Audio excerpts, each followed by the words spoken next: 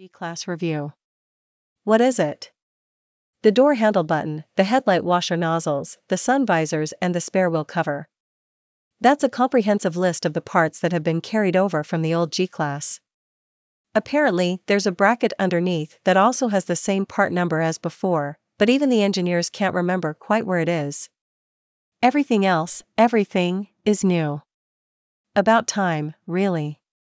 The old G had been around since the dawn of the motor carriage, 1979, an old soldier still refusing to desert its post.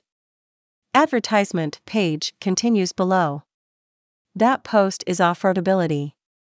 Surely Mercedes must have been tempted to take the new one in a more urban direction, since that's the landscape the G seems most able to conquer?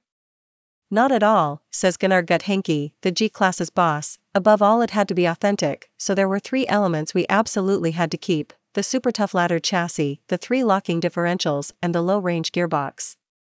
Reassured? Off-road is still the focus, because authenticity comes from ability. But Guthenke also knew things had to change. Again, we identified three key areas: to drastically improve interior comfort, to drastically improve ride comfort, and to further improve off-road behavior. The outcome is unusual: a full-length ladder frame chassis that incorporates independent front suspension with tightly packaged double wishbones, surmounted between the uprights by a chunky brace. The body is 55% stiffer, all the components tucked within the ladder frame for protection. The chassis itself is actually heavier than before, but overall the G is 170 kilograms lighter. It'll wade water 100 millimeters deeper than before, now 700 millimeters, can lean over to 35 degrees and climb and descend 45-degree slopes. There's no height-adjustable chassis because Mercedes doesn't believe the suspension airbags are durable enough in extreme conditions. Advertisement page continues below. Amazingly, it's the silly AMG one that accounts for nearly 2/3 of global sales. Not the diesel, but the twin-turbo V8.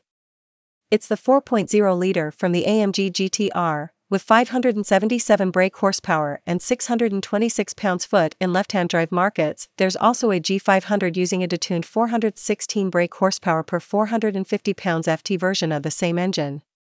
What's the verdict? The leaps forward in road manners, cabin design and quality take the G-Class from being an aging anachronism to a car that can be considered alongside top-end Range Rovers. The G-Class is a stalwart of the Mercedes range. That's why it still looks the same.